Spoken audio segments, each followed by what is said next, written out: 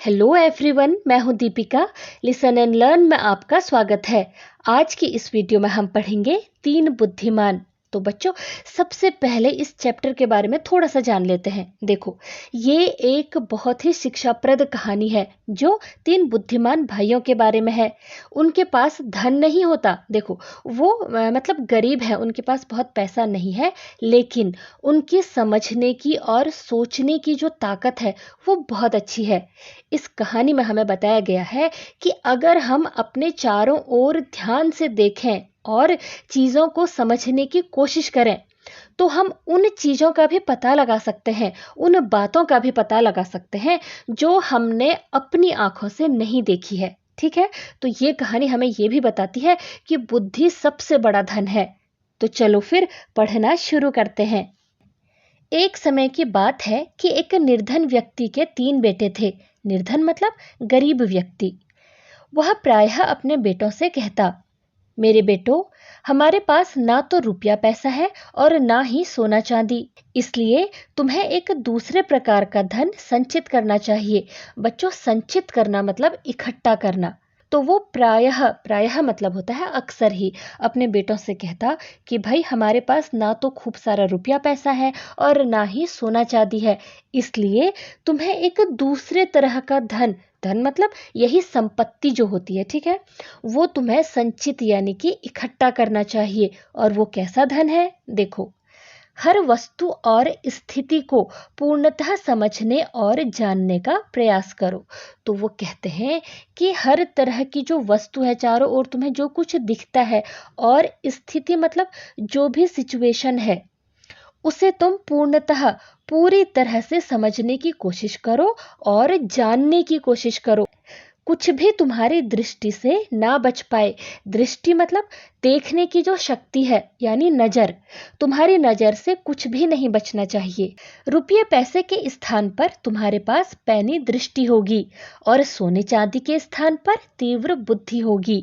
ऐसा धन संचित कर लेने पर तुम्हें कभी किसी प्रकार की कमी ना रहेगी और तुम दूसरों की तुलना में 19 नहीं रहोगे। तो बच्चों, जैसा कि उन 3 बेटों के पिताजी ने उन्हें समझाया कि हमारे पास ना तो रुपया पैसा है, ना ही सोना चांदी है, तुम्हें दूसरे प्रकार का धन इकट्ठा करना होगा। और वो क्या था?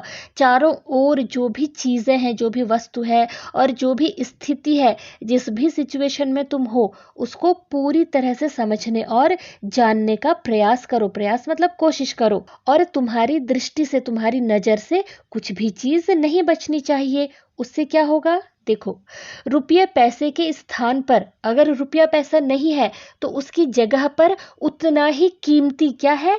पैनी दृष्टि। इसका मतलब है तेज नजर, किसी चीज को गहराई से देखने की जो क्षमता होती है। ठीक है।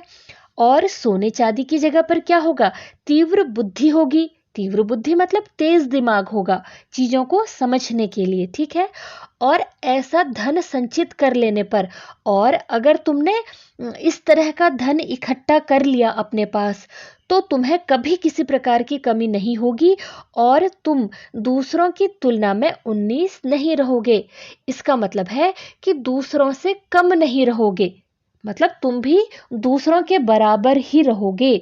चाहे तुम्हारे पास धन और सोना चांदी ना हो, तब भी अपनी बुद्धि के बल पर तुम दूसरे लोगों के बराबर हो जाओगे। ठीक है। उसके बाद क्या हुआ? देखो, समय बीता और कुछ समय पश्चात पिता चल बसे, मतलब पिता की मृत्यु हो गई। बेटे मिलकर बैठे। उन्होंने सारी स्थिति पर विचार किया और फिर बोले, हमारे लिए यहाँ कुछ भी तो करने को नहीं। आओ घूम फिरकर जगत देखें। आवश्यकता होने पर हम चरवाहों या खेत में श्रमिकों का काम कर लेंगे। हम कहीं भी क्यों न हो, भूखे नहीं मरेंगे। तो बच्चों, जैसा कि कुछ समय के बाद उस व्यक्ति की मृत्यु हो गई थी, अब तीनों बेटे एक साथ बैठे और विचार किया, मतलब सोचने लगे कि भाई, अब इस गांव में उनके पास करने के लिए कुछ भी नहीं है। तो उन्होंने ये तय किया कि आओ घूम फिर कर जगत देखें। जगत मतलब ये जो दुनिया है। तो उन्होंने कहा कि भाई चलो, हम अब इस दुनिया को देखते हैं कि लोग कैसे रहते हैं, और ये भी देखेंगे कि बाकी जगहों पर जीवन कैसा होता है। और अगर आवश्यकता हो मतलब जरूरत अगर पड़ी तो हम चरवाहे मतलब जो जानवरों को चराने का काम करते हैं, और खेत में श्रमिक, श्रमिक मतलब मजदूर, ठीक है। तो हम खेतों में मजदूरी करके या फिर चरवाहे बन करके वो अपना पेट पाल लेंगे, वो कुछ भी काम कर लेंगे, लेकिन ऐसा नहीं होगा कि वो भूखों मरे। मतलब उनको अपने आप पर इतना भरोसा था, इतना विश्वास था कि मेहनत से वे कहीं भी भूखे नहीं मरेंगे। तो उसके बाद क्या हुआ देखो, अंततः वे तैयार होकर यात्रा पर चल दिए। तो उसके बाद उन्होंने अपनी तैयारी करी और वो यात्रा के लिए निकल गए। उन्होंने सुनसान वीरान घाटियां लांघी और ऊंचे ऊंचे पहाड़ों को पार किया।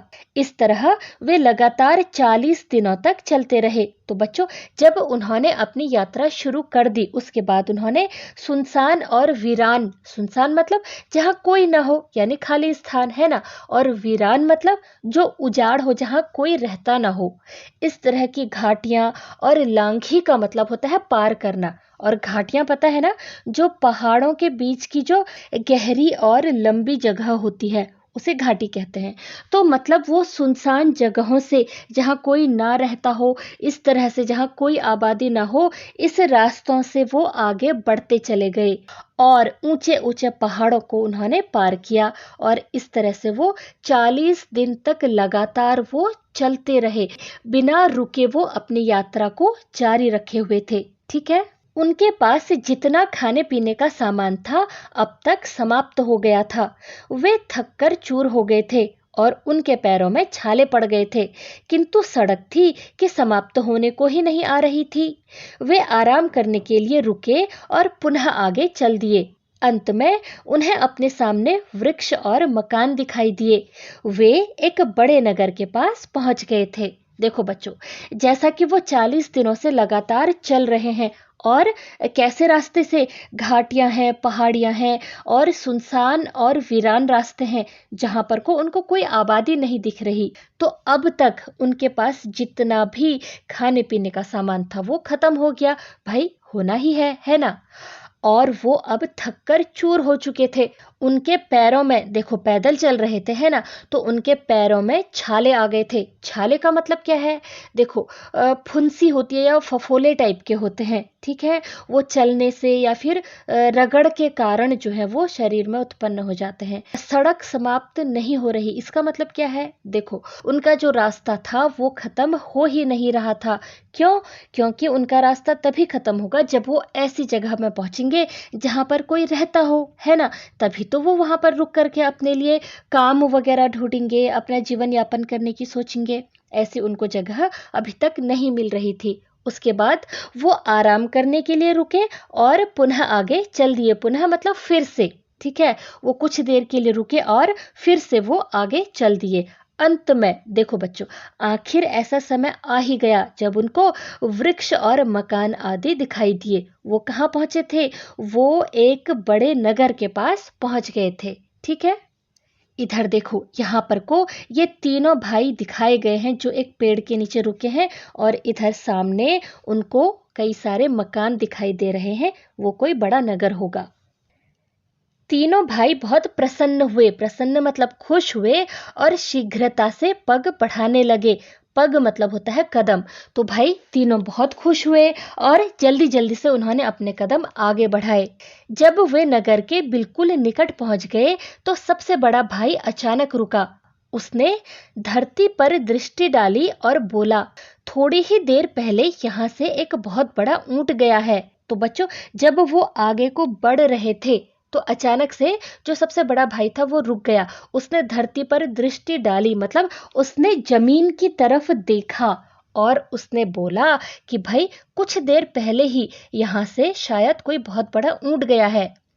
वे थोड़ा और आगे गए तो मझला भाई, मझला मतलब जो बीच का भाई था उन तीनों में से, ठीक है, वो रुका और सड़क के दोनों ओर देखकर बोला, संभवतः वह ऊंट एक आंख से नहीं देख पाता हो। तो बच्चों, अब बीच वाला जो भाई था वो रुका और उसने सड़क के दोनों तरफ देखा, और उसने कहा कि संभवतः मतलब शायद वो जो ऊंट था वो एक आंख से नहीं देख पाता हो, उसकी एक आंख खराब हो। वे कुछ और आगे गए तो सबसे छोटे भाई ने कहा, ऊंट पर एक महिला और एक बच्चा सवार थे।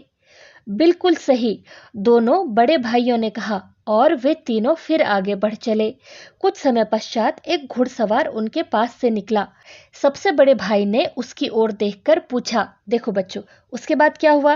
पहले भाई ने अंदाजा लगाया कि शायद यहाँ से ऊंट गया था, तो बीच वाले भाई ने कहा कि भाई शायद उसकी एक आंख जो है वो खराब है, वो एक आंख से नहीं देख पाता होगा।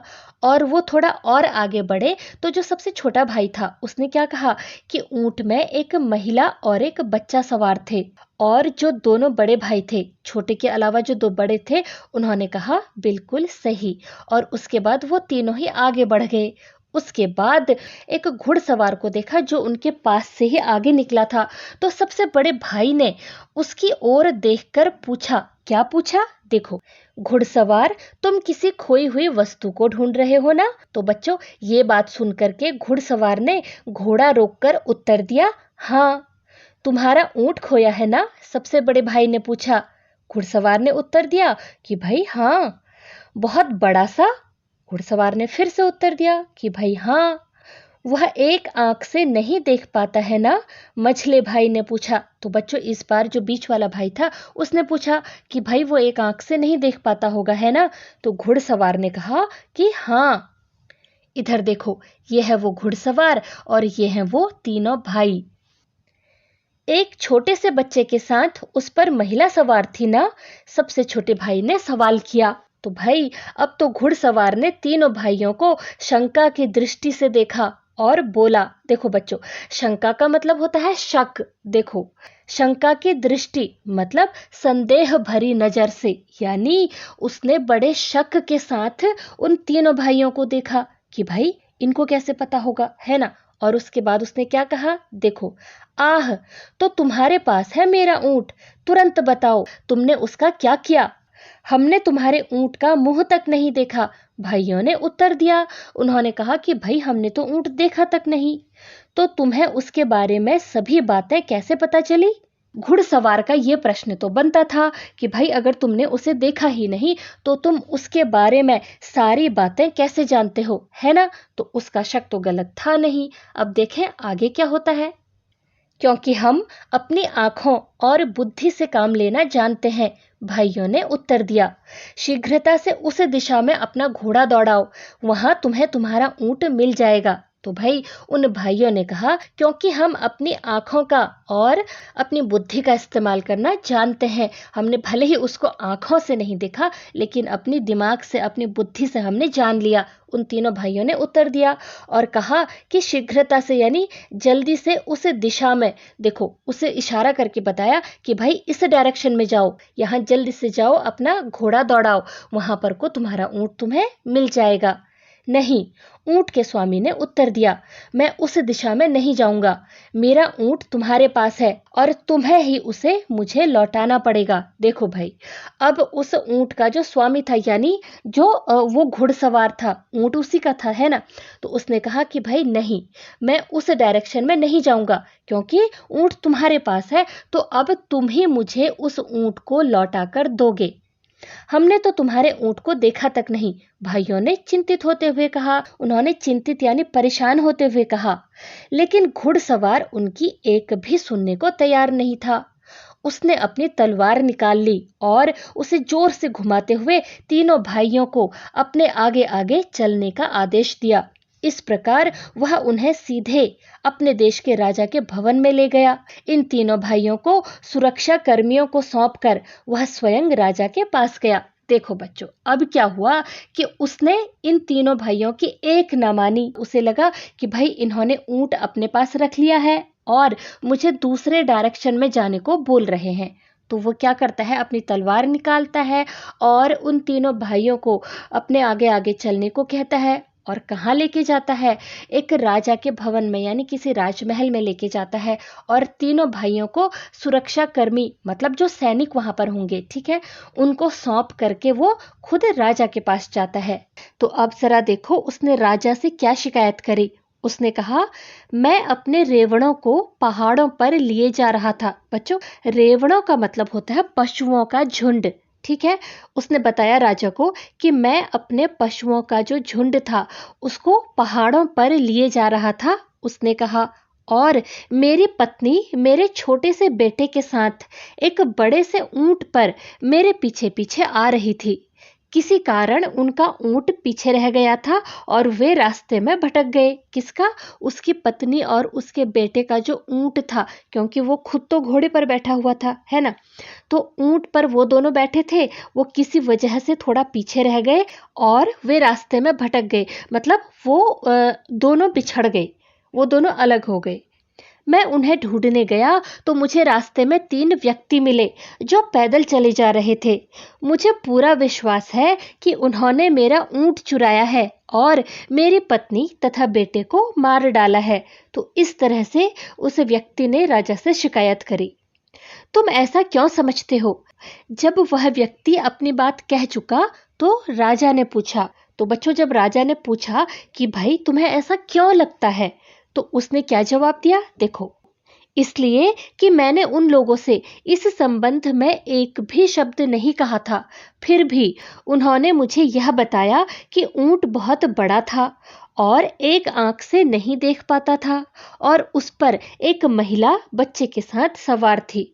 तो ये उसने राजा को जवाब दिया। ठीक है।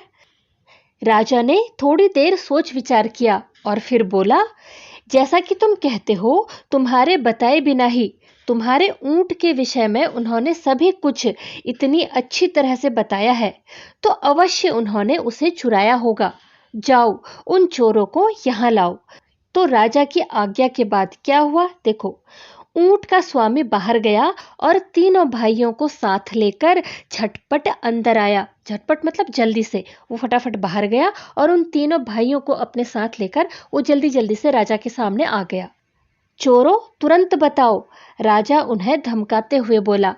तुरंत उत्तर दो, तुमने इस आदमी का ऊंट कहाँ छिपाया है? तो भाई राजा ने इस तरह से उनको धमकाते हुए, मतलब धमकी देते हुए, एक तरीके से आदेश देते हुए या डराते हुए, कुछ भी समझो, उनसे पूछा कि भाई चोरों, तुम जल्दी से बताओ कि तुमने इस आदमी के ऊंट को कहाँ छिपा कर रखा है। तो भाइयों ने क्या कहा? देखो, हम चोर नहीं हैं, हमने इसका ऊंट कभी नहीं देखा, भाइयों ने उत्तर दिया।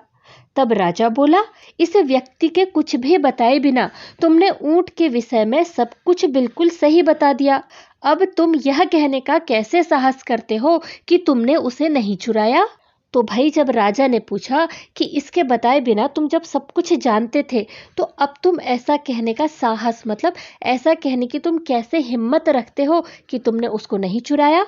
तो उन भाइयों ने क्या कहा? देखो महाराज, इसमें तो आश्चर्य की कोई बात नहीं है, भाइयों ने उत्तर दिया।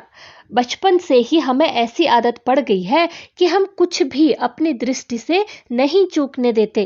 तो बच्चों, उन भाइयों ने उत्तर दिया कि भाई इसमें इतना हैरान होने की, इतना आश्चर्य की कोई बात नहीं है, हमको बचपन से ही ऐसी आदत पड़ गई है, हमें ये आदत है, ये हमारी आदत में शुमार है कि हमारी दृष्टि से कुछ भी, हमारी नज़रों से कुछ भी नहीं चूक पाता, हम कुछ भी नहीं चूकने देते, मतलब हम कुछ नहीं छूटने देते।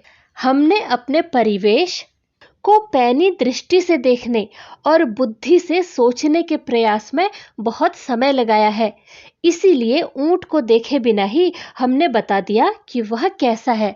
देखो, उन्होंने क्या कहा कि हमने अपने परिवेश मतलब जो हमारे आसपास का वातावरण होता है, को पैनी दृष्टि से देखने, पैनी दृष्टि मतलब तेज नजरों से देखने, उसे बहुत गौर से देखने की जो शक्ति होती है उसमें, और बुद्धि से सोचने और अपने दिमाग का इस्तेमाल करने, अपनी बुद्धि का इस्तेमाल करने के प्रयास में, इसकी कोशिश में हमने बहुत समय लगाया है, मतलब हमने अभ्यास किया है, हमने इस सब की प्रैक्टिस करी है।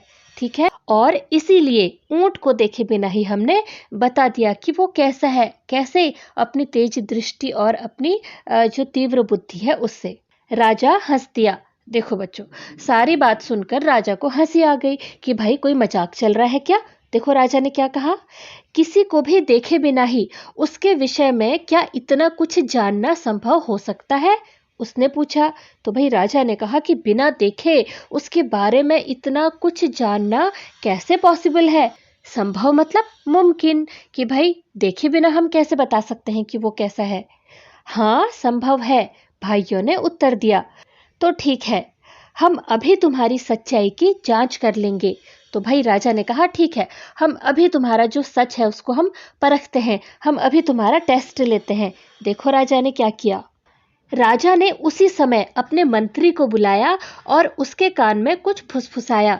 मंत्री तुरंत महल से बाहर चला गया, लेकिन शीघ्र ही वह दो सेवकों के साथ लौटा जो एक बहुत बड़ी सी पेटी लाए थे।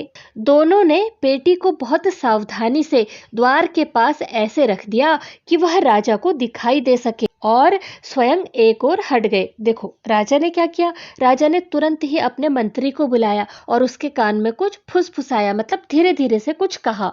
तो मंत्री जो है वो तुरंत ही महल के बाहर गया और शीघ्र ही मतलब जल्द ही दो सेवकों के साथ, सेवक मतलब जो वहाँ महल के जो नौकर थे, ठीक है, उनको साथ लेकर लौटा। और उनके पास क्या था, एक बड़ी सी पेटी थी। पेटी मतलब डब्बा, एक बड़ा सा डब्बा था, और उन्होंने उस डब्बे को बहुत सावधानी से, मतलब बहुत आराम से द्वार मतलब दरवाजे के पास ऐसे रख दिया कि वो राजा को आसानी से दिखाई दे, और वो खुद एक ओर हट गए, मतलब वो उसको रखने के बाद साइड हो गए। तीनों भाई दूर से खड़े उन्हें देखते रहे। तो भाई तीनों भाई जो कि काफी दूर पर खड़े थे, वो उन्हें देख रहे थे। ये सब कुछ करते हुए वो बस देख रहे थे बहुत गौर से। उन्होंने इस बात को ध्यान से देखा कि पेटी कहाँ से और कैसे लाई गई थी और किस ढंग से रखी गई थी। ठीक है, तो उसके बाद राजा ने क्या कहा, देखो। हाँ तो चोरों, हमें बताओ कि उस पेटी में क्या है, राजा ने कहा। तो बच्चों, राजा ने उनका टेस्ट लेना चाहा और कहा कि भाई चलो जरा बताओ कि उस पेटी में क्या है, उस डब्बे में क्या है। अगर बंद डब्बे में बिना देखे वो ये बता दें कि भाई उसके अंदर क्या है, तो फिर राजा मान जाएंगे कि जो वो कह रहे वो सच है, वरना उनका झूठ पकड़ा जाएगा। फिर क्या हुआ, देखो। महाराज, हम तो पहले ही यह विनती कर चुके हैं कि हम चोर नहीं हैं, सबसे बड़े भाई ने कहा। पर यदि आप चाहते हैं तो मैं आपको यह बता सकता हूँ कि उस पेटी में क्या है। उसमें कोई छोटी सी गोल वस्तु है। तो भाई जो सबसे बड़ा भाई है उसने क्या कहा कि जैसा कि हम आपको पहले ही विनती कर चुके हैं, विनती का मतलब होता है प्रार्थना। देखो हम आपसे ये रिक्वेस्ट कर चुके हैं, प्रार्थना कर चुके हैं कि भाई हम चोर नहीं हैं, लेकिन फिर भी अगर आप चाहो तो मैं आपको ये बता दूं कि उस डब्बे में क्या है। और उसने क्या बताया कि उसमें कोई छोटी सी गोल वस्तु है, मतलब उसके अंदर कोई गोल चीज है जो कि काफी छोटी है। उसमें अनार है। मछला भाई बोला, मछला मतलब बीच वाला। हाँ, और वह अभी कच्चा है, सबसे छोटे भाई ने कहा। तो बच्चों, सबसे छोटा भाई जो था उसने अपने बड़े भाइयों की बात को कंटिन्यू करते हुए अपनी बात रखी। देखो, सबसे बड़े भाई ने कहा था कि उसके अंदर कोई गोल वस्तु है जो कि छोटी सी है, और बीच वाले भाई ने, मछले भाई ने क्या कहा था कि वो एक अनार है, और छोटे भाई ने कहा कि और वो अनार अभी कच्चा है। ठीक है, इधर देखो, जैसा कि हमें इस चित्र में दिखाया है, ये राजा है और ये तीनों भाई हैं जिनको चोर कहा जा रहा है ना, और ये दोनों शायद सेवक होंगे। ये है वो पेटी जिसके अंदर वो गोल छोटी वस्तु है जो कि अनार है और जो कि कच्चा है ना। बात तो सच है। फिर क्या हुआ, देखो। यह सुनकर राजा ने पेटी को पास लाने का आदेश दिया। सेवकों ने तुरंत आदेश पूरा किया।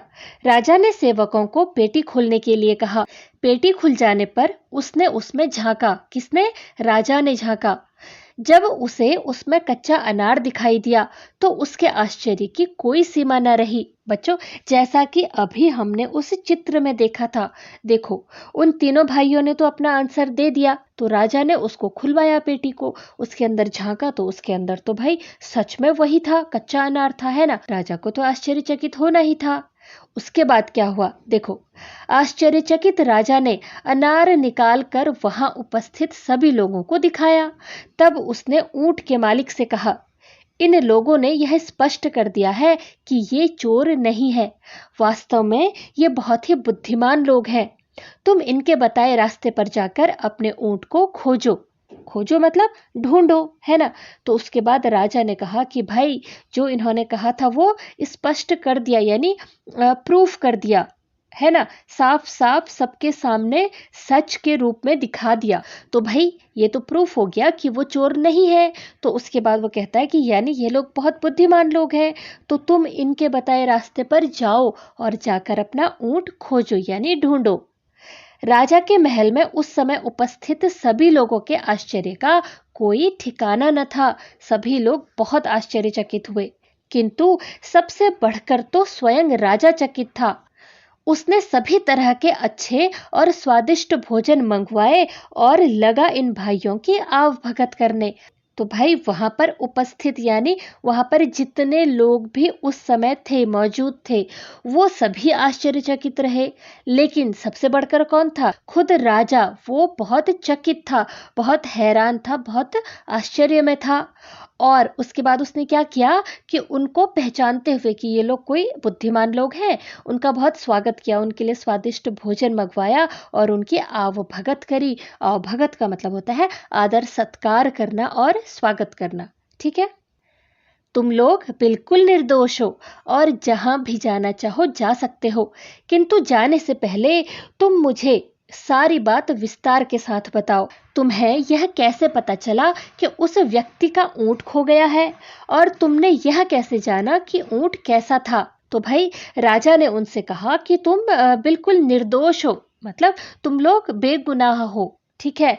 तो और तुम जहां भी जाना चाहो वहां तुम जा सकते हो, लेकिन जाने से पहले बस एक बार मुझे ये सारी बातें विस्तार से बता दो, मतलब पूरी जानकारी के साथ, पूरी डिटेल के साथ तुम मुझे ये बता दो कि तुमको ये कैसे पता चला कि उस व्यक्ति का ऊंट खो गया है, और दूसरी बात तुमको ये कैसे पता चला कि वो ऊंट कैसा था।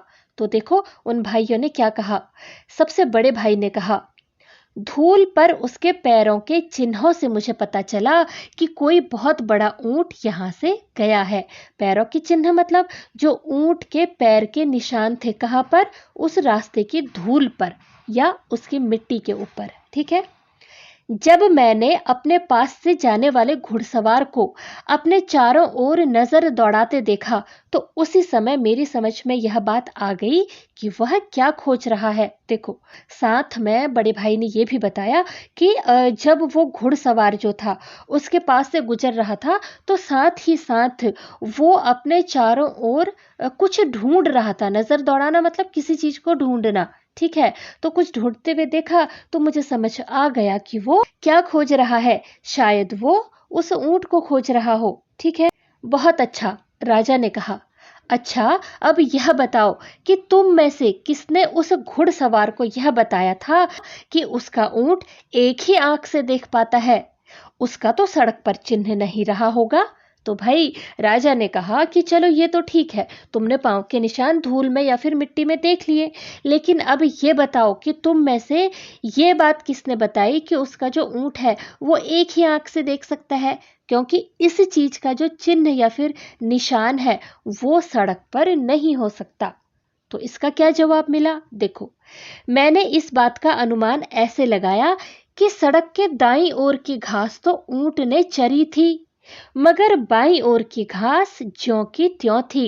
मझले भाई ने उत्तर दिया। तो भाई इस बात का उत्तर मझले भाई यानी बीच वाले भाई ने दिया कि मैंने इस बात का अनुमान मतलब अंदाजा ऐसे लगाया कि जो सड़क के दाईं ओर की जो घास थी वो ऊंट ने चरी हुई थी, मतलब खा रखी थी, लेकिन बाईं तरफ की जो घास थी वो बिल्कुल वैसी ही थी, सही सलामत थी। तो ऐसा तो तभी संभव हो सकता है कि उस ऊंट ने दूसरी साइड की घास देखी ही ना हो, तभी तो जिस साइड की घास उसको दिख रही वो सिर्फ उसी को खाता हुआ आगे बढ़ रहा। इस बात से मैंने अंदाजा लगाया। बहुत उत्तम, राजा ने कहा।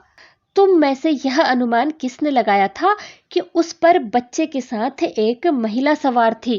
भाई अच्छा प्रश्न है। अब ये कैसे पता चला कि उस ऊंट पर एक महिला और एक बच्चा बैठा हुआ है? मैंने, सबसे छोटे भाई ने उत्तर दिया।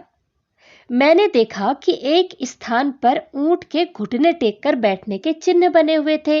उसके पास ही रेत पर एक महिला के जूतों के चिन्ह दिखाई दिए। साथ ही छोटे छोटे पैरों के चिन्ह थे, जिससे मुझे पता चला कि महिला के साथ एक बच्चा भी था। वहां पर को रेत के ऊपर ऊंट के घुटने टेक कर बैठने के निशान थे। चिन्ह मतलब निशान बताया था, है ना। और उसके साथ साथ क्या थे, महिला के जूते के चिन्ह। देखो, हो सकता है उस इलाके में या इस कहानी के अनुसार जिस समय की जिस जगह की बात हो रही वहां पर को महिलाएं एक ही तरह के जूते पहनती होंगी। तो उस जूते के जो चिन्ह थे, निशान थे, उन्हें देखकर और छोटे छोटे जो पैरों के चिन्ह थे, भाई छोटे हैं तो यानी बच्चे के हैं, है ना, वो सब देख करके उस छोटे भाई ने अंदाजा लगाया कि यहाँ पर को महिला के साथ एक बच्चा भी था। बहुत अच्छा, तुमने बिल्कुल सही कहा है, राजा बोला। लेकिन तुम लोगों को यह कैसे पता चला कि पेटी में एक कच्चा अनार है? यह बात तो मेरी समझ में बिल्कुल नहीं आ रही। देखो भाई, ये सब तो उनको पता कैसे चला, ये समझ आ गया कि वहां पर को उन्होंने चारों ओर निशान देखे। लेकिन अब राजा पूछ रहा कि इस पेटी के अंदर एक कच्चा अनार है, ये बात कैसे पता चली? ना यहाँ पर कोई चिन्ह है, ना ही कोई निशान है, तब भी कैसे पता चला? ये बात तो मुझे बिल्कुल समझ में नहीं आई। तो भाई ये तो हमें भी समझ नहीं आई, है ना। चलो देखते हैं उन्हें कैसे पता चला।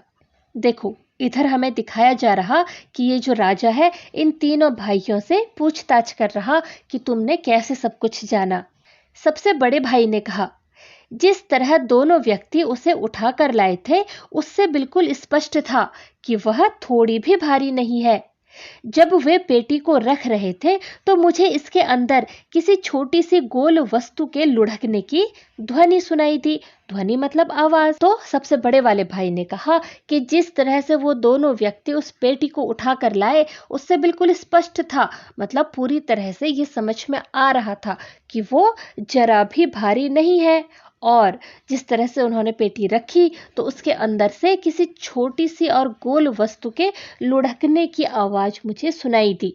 तब मझला भाई बोला, मैंने ऐसे अनुमान लगाया कि चूंकि पेटी उद्यान की ओर से लाई गई है और उसमें कोई छोटी सी गोल वस्तु है तो वह अवश्य अनार ही होगा, कारण कि आपके महल के आसपास अनार के बहुत से पेड़ लगे हुए हैं। तो भाई मझले भाई ने अपनी बात कही कि मैंने ऐसे अंदाजा लगाया। देखो, पेटी उद्यान से आई थी, उद्यान मतलब बगीचा, ठीक है, बगीचे से आई थी। और जैसा कि पेटी के अंदर से गोल और छोटी वस्तु है, इस चीज का अंदाजा आया, तो सीधी सी बात है कि वो अनार ही होना चाहिए। और जैसा कि आपके महल के आसपास अनार के बहुत सारे पेड़ लगे हुए हैं, तो मैंने अंदाजा लगाया कि हाँ, ये अनार ही होगा। बहुत अच्छा, राजा ने कहा। और उसने सबसे छोटे भाई से पूछा, लेकिन तुम्हें यह कैसे पता चला कि अनार कच्चा है? इस समय तक उद्यान में सभी अनार कच्चे हैं, यह तो आप स्वयं ही देख सकते हैं, उसने उत्तर दिया और खुली हुई खिड़की की ओर संकेत किया। संकेत मतलब इशारा किया, ठीक है। तो सबसे छोटे भाई ने कहा कि भाई आपके उद्यान यानी आपके बगीचे के सारे अनार कच्चे हैं, ये तो आप खुद भी देख सकते हो। और उसने खुली हुई जो खिड़की थी उसकी तरफ इशारा किया कि देखो सारे अनार तो कच्चे हैं। इसको देख करके मैंने अंदाजा लगाया कि अनार कच्चा होगा। राजा ने बाहर देखा तो पाया कि उद्यान में लगे अनार के सभी वृक्षों पर कच्चे अनार लटक रहे थे। राजा इन भाइयों की असाधारण पैनी दृष्टि और तीक्ष्ण बुद्धि से चकित रह गया। बच्चों, तीक्ष्ण बुद्धि का मतलब होता है तेज दिमाग, तेज बुद्धि या तेज समझ। और पैनी नजर, जैसा कि हमने पहले भी पढ़ा, तेज नजर, ठीक है, किसी चीज को बारीकी से देखना और समझना। धन संपत्ति या सांसारिक वस्तुओं की दृष्टि से तो तुम धनवान नहीं हो, लेकिन तुम्हारे पास बुद्धि का बहुत बड़ा कोष है। कोष का मतलब होता है भंडार, ठीक है। उसने प्रशंसा करते हुए कहा और उन्हें अपने दरबार में रख लिया। तो बच्चों, राजा ने उनकी प्रशंसा मतलब तारीफ करते हुए कहा कि तुम्हारे पास धन संपत्ति और सांसारिक वस्तुएं, वो क्या है देखो, जो भौतिक सुख सुविधाओं से जुड़ी हुई चीजें हैं, जीवित रहने के लिए जो वस्तुएं जरूरी हैं, उसके अलावा जितनी भी वस्तुएं हैं ना, वो सांसारिक वस्तुएं हैं। जिन चीजों के बिना भी काम चल जाता है वो सांसारिक वस्तुएं हैं, ठीक है। तो बच्चों, राजा तीनों भाइयों की समझ और सूझबूझ से बहुत प्रभावित हुआ। उसने कहा कि वे धनवान तो नहीं है, मतलब उनके पास धन दौलत वगैरह तो नहीं है, लेकिन उनके पास बुद्धि का अपार खजाना है। और अंत में राजा ने उन्हें अपने दरबार में रख लिया था। तो बच्चों, ये कहानी हमें सिखाती है कि सच्चा ज्ञान जो है वो अपनी आंखें खोलकर दुनिया को देखने और बहुत गहराई से सोचने और समझने की जो आदत है उससे आता है ना। पैनी दृष्टि यानी जो तेज नजर है और गहरी समझ, किसी चीज को समझने की जो शक्ति है, वो इंसान को जीवन में कभी असहाय नहीं होने देती, वो इंसान को हमेशा आगे ही बढ़ाती है। तो बच्चों, इसी के साथ ये चैप्टर यहीं पर ख़त्म होता है। मुझे उम्मीद है कि ये आपकी समझ में आ गया होगा, लेकिन कहीं पर कोई डाउट रह जाता है तो कमेंट करना मत भूलना। पूरी कोशिश करूंगी कि आपका डाउट दूर कर सकूं। तो मिलते हैं अगली वीडियो में। Till then keep learning and take care.